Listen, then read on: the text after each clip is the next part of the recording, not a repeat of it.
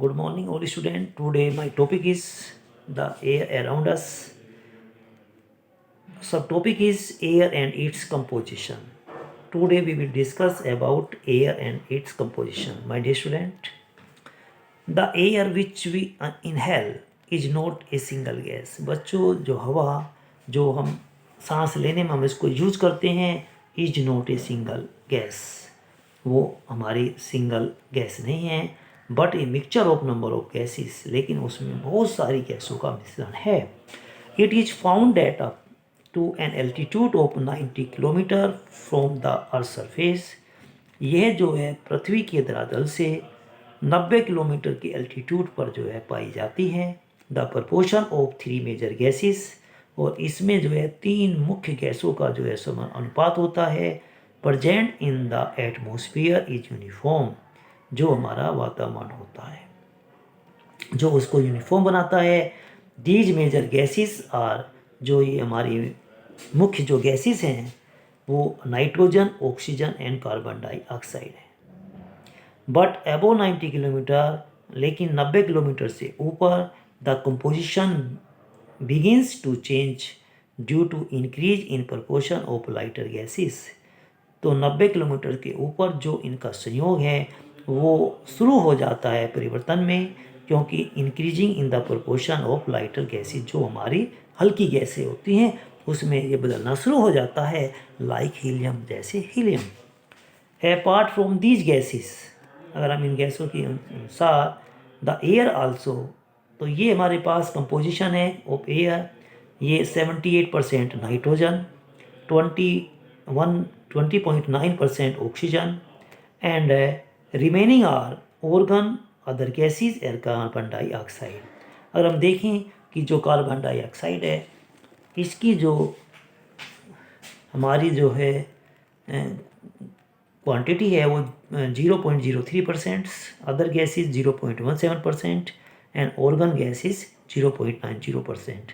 अगर हम 78 + 20.9 को ऐड कर देते हैं तो 98.9, यानी कि 98.9% जो हमारी गैसेज हैं वो नाइट्रोजन एंड ऑक्सीजन है.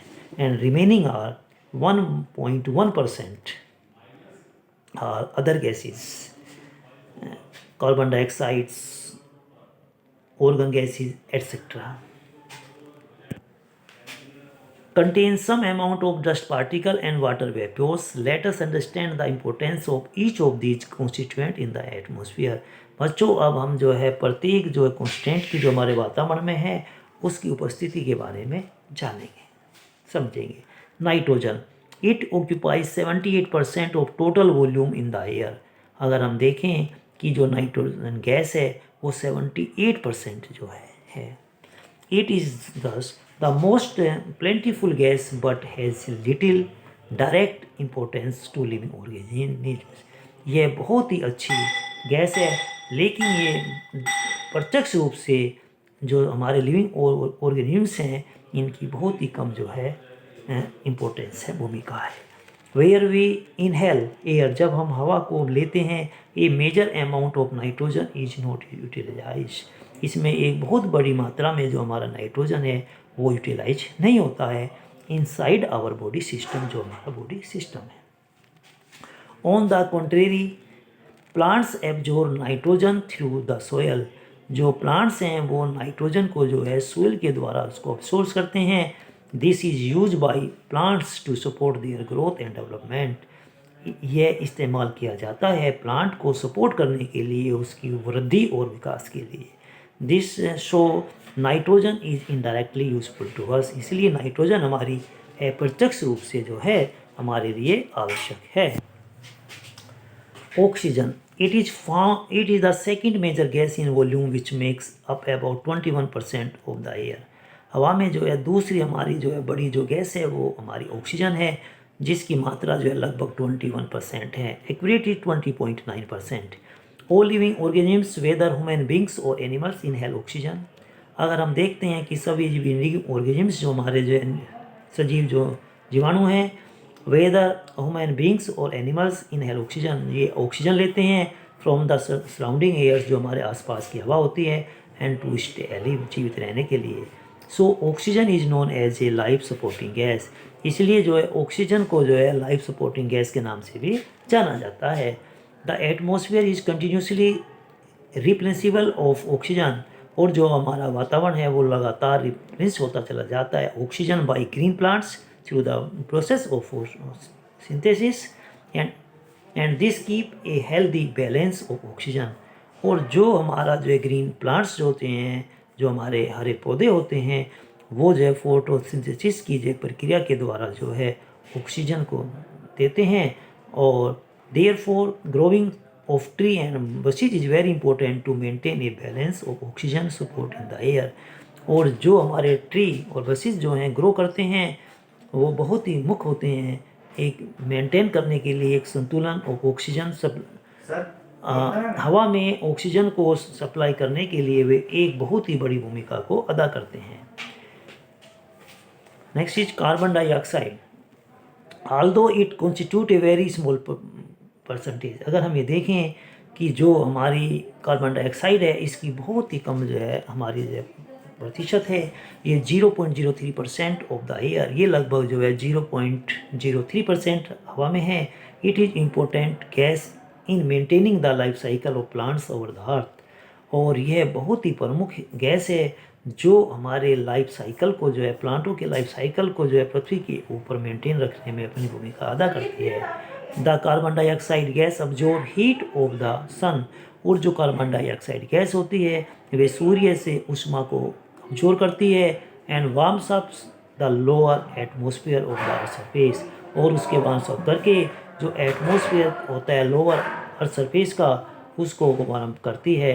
And human beings and animals release carbon dioxide, जो ह्यूमन बींग्स और एनिमल्स हैं और कार्बन डाइऑक्साइड को जो है रिलीज करते हैं during the process of respiration, जब वो रेस्पिरेशन की प्रक्रिया करते हैं तो उसको वो कार्बन डाइऑक्साइड को रिलीज करते हैं। और the green plants draw the carbon dioxide from the atmosphere, और जो हमारे प्लांट होते हैं वो वातावरण से इस कार्बन डाइऑक्साइड को लेते हैं and utilise it during the process of photosynthesis, और जब वे उसकी फोटोसिंथेसिस की प्रक्रिया होती है उसमें उसको जो यूटिलाइज करते हैं। इन दिस वे इस तरीके से a balance is maintain in the atmosphere, वातावरण में एक बैलेंस को मेंटेन किया जाता है, एक संतुलन को मेंटेन रखा जाता है। If the amount of carbon dioxide is more in the air, अगर हवा में कार्बन डाइऑक्साइड की मात्रा ज़्यादा हो जाए तो it can adversely effect the living beings, तो इसका जो है एक बहुत ही बुरा प्रभाव जो है हमारे सजीव वस्तुओं पर पड़ेगा। Since the carbon dioxide has a property to absorb heat, तो जो कार्बन डाइऑक्साइड है उसके पास एक गुण होता है जो ऊष्मा को ऑब्जॉर्व करती है। It increases temperature of the atmosphere, इससे जो है एटमॉस्फेयर में जो है तापक्रम बढ़ता है। वहीं in turns increase the temperature, और जब टेम्परेचर बढ़ता जाता है ओवर द अर्थ सरफेस पृथ्वी के धरातल पर, तो this is the cause of global warming, तो ये जो है ग्लोबल वार्मिंग का एक कारण होता है।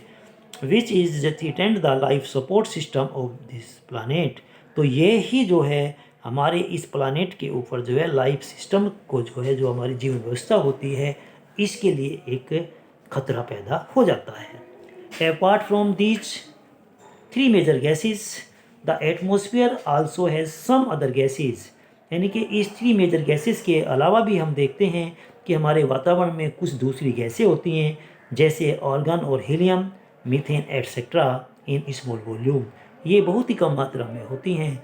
The water vapours and dust particle are the other important components present in the atmosphere, जो हमारे वातावरण में वाटर वेपोर और डस्ट पार्टिकल होते हैं, जो दूसरे कंपोनेंट होते हैं वे भी हमारे जो है उपस्थित होते हैं। They have their own relevance, और वे भी अपना रिलीवेंस को रखते हैं, इनके अपने प्रभाव को रखते हैं। The atmosphere also hold solid particles of dust, salt and pollen etcetera. These dust particle act as a hygroscopic nucleus around which water vapours get condensed to form clouds, और जो हमारे डस्ट पार्टिकल्स होते हैं वो hygroscopic nucleus में होते हैं चारों तरफ, and which water vapour get, जो हमारी वाटर वेपोर होती है उसको जो प्राप्त करते हैं और फिर वो हमारे जो है कंडेंस होकर के जो है वो एक जो बादल की फॉर्म में हो जाते हैं। Thank you.